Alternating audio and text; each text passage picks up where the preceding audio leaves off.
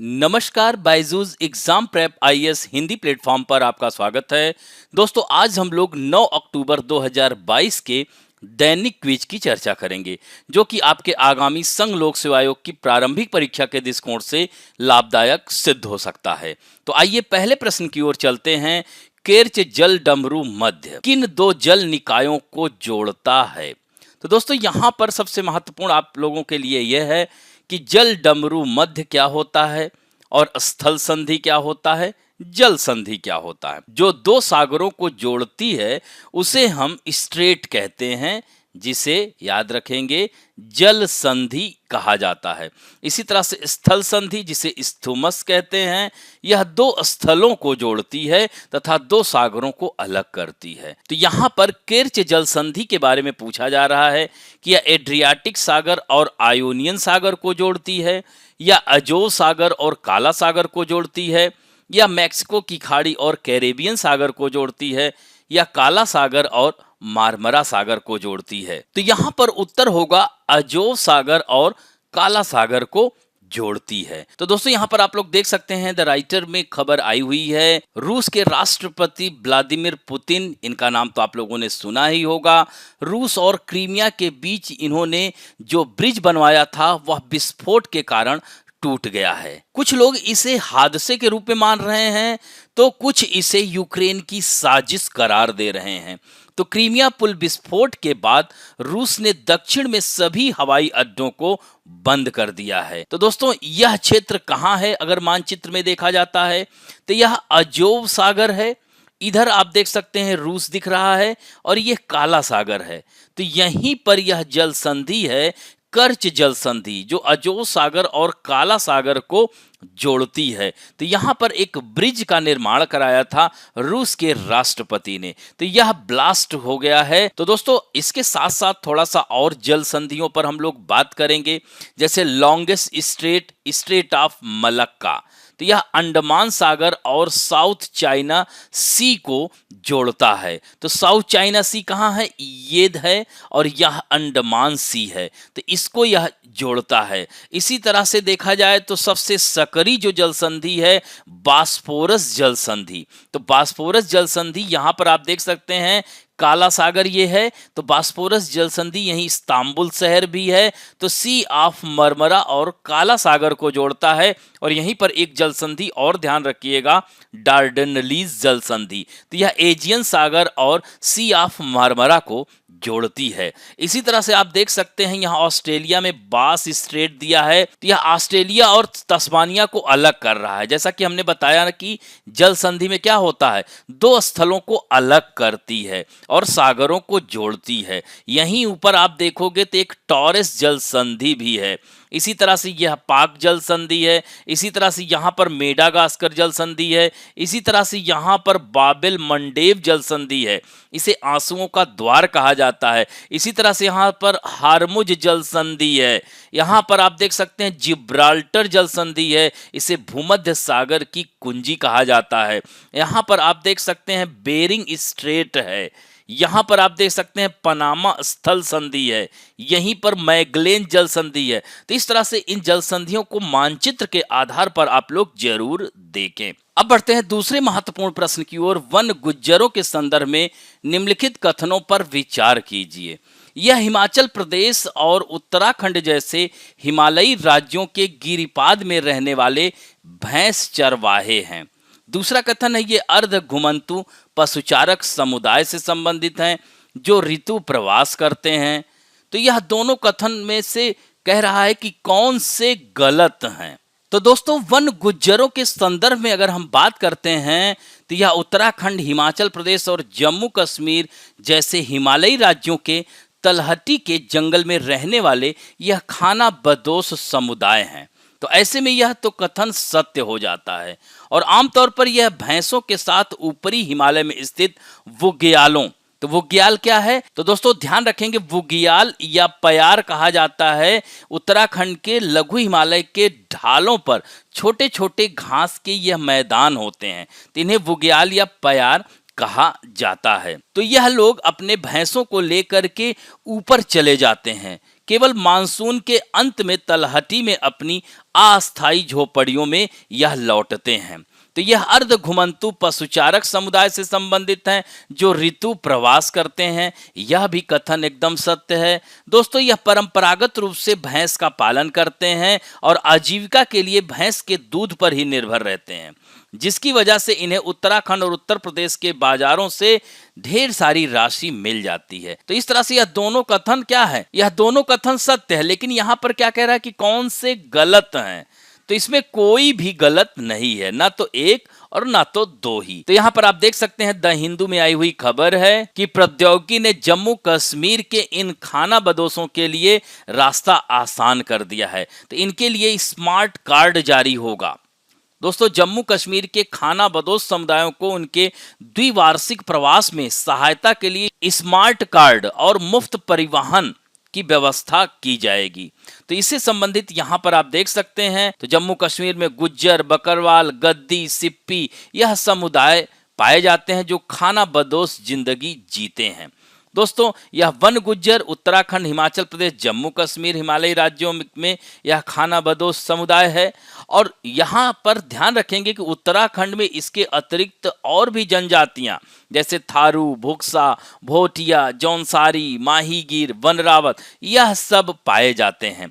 अब बढ़ते हैं तीसरे महत्वपूर्ण प्रश्न की ओर। मुद्रास्फीति के संदर्भ में निम्नलिखित कथनों में से कौन सा से सही है? तो दोस्तों, यहाँ पर सबसे पहले महत्वपूर्ण यह हो जाता है कि मुद्रास्फीति होती क्या है।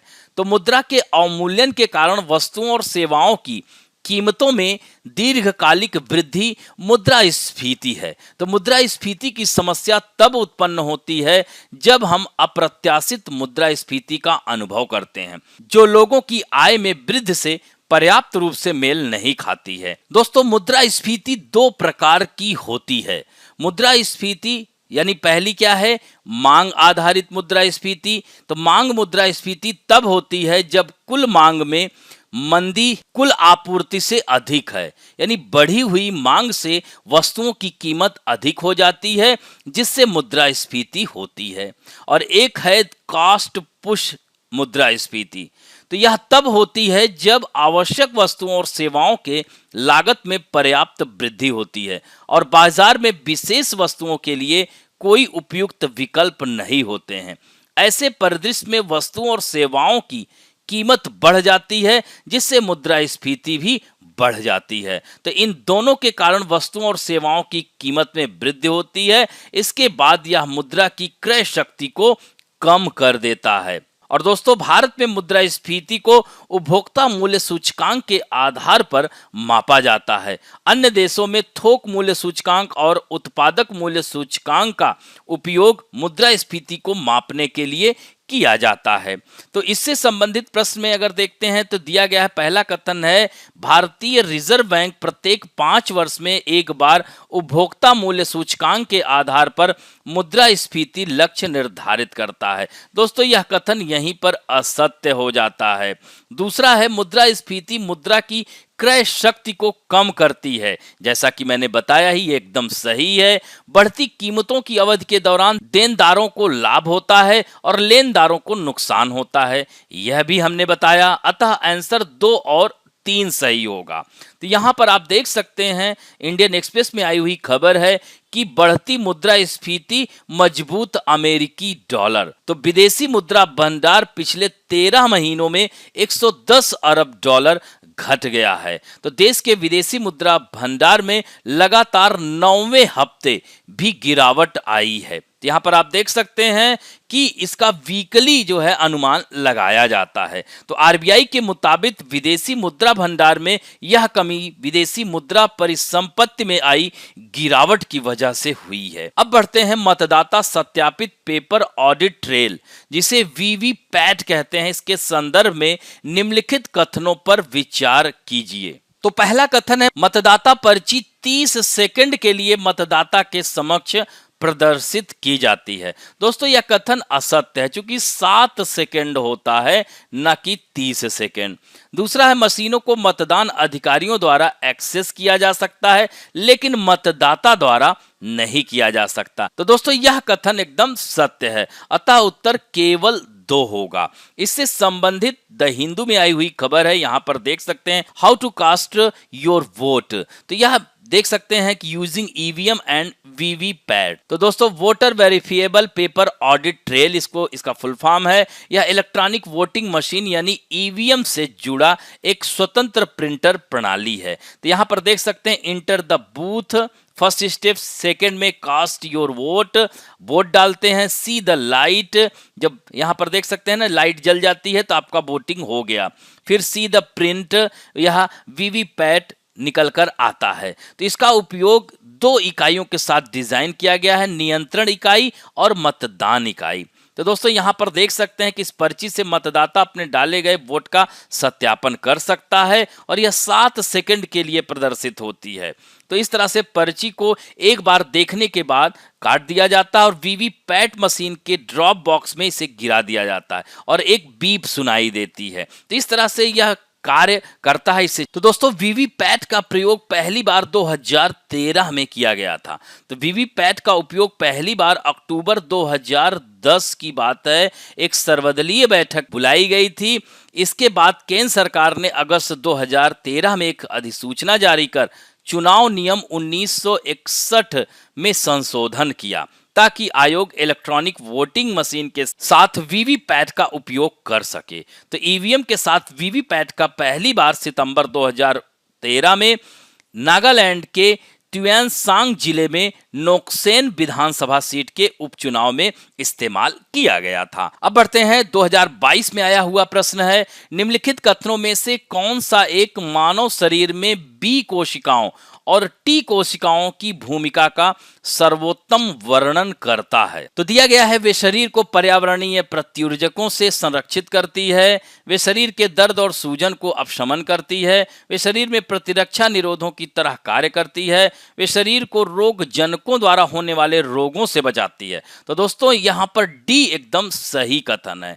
तो बी कोशिकाएं और टी कोशिकाएं लसिकाणुओं यानी जिसे लिम्फोसाइट कहते हैं, इसके यह एक प्रकार है, इसके मुख्य प्रकार हैं। तो बी कोशिकाएं मुख्यतः शरीर के तरल पदार्थों में प्रतिरक्षी नामक पदार्थों को स्रावित करने का कार्य करती हैं और प्रतिरक्षी रक्त प्रवाह को प्रसारित करने वाले प्रतिजन पर घात लगाते हैं। हालांकि वे कोशिकाओं में प्रवेश करने के लिए शक्तिहीन हैं।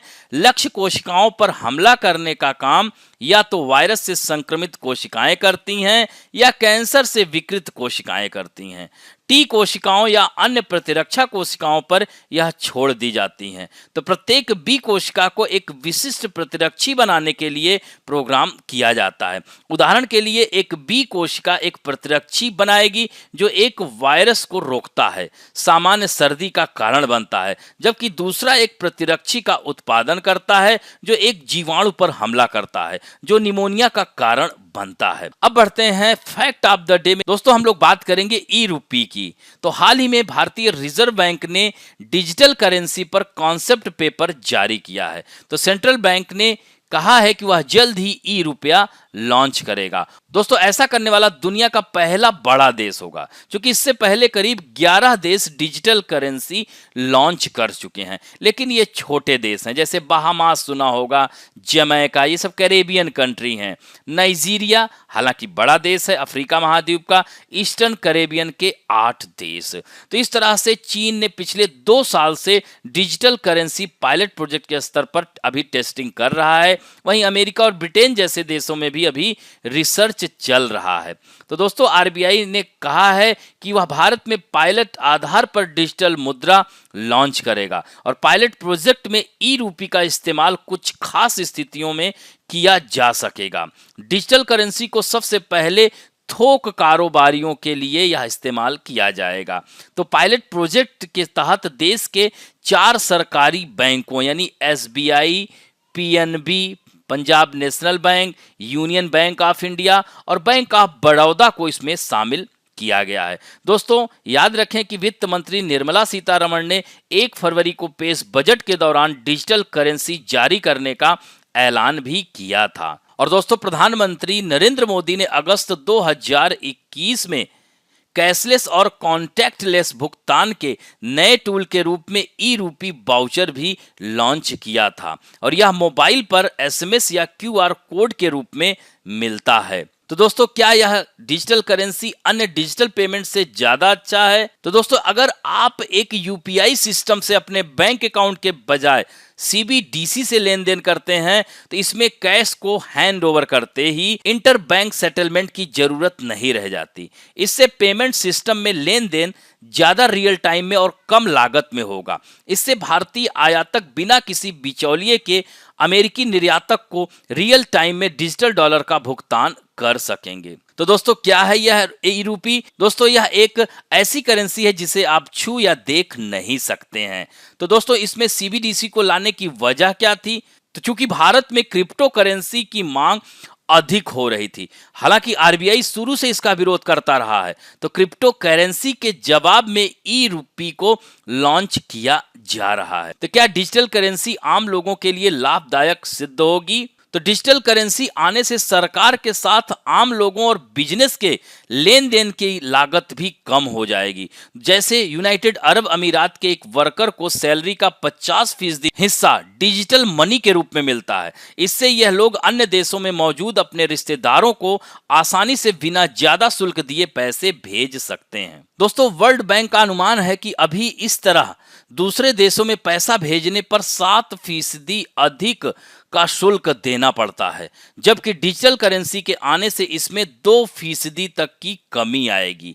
तो ऐसे में कह सकते हैं कि यह लाभदायक सिद्ध होगा। दोस्तों, आज के लिए आप लोगों के लिए बहुत ही सरल प्रश्न है।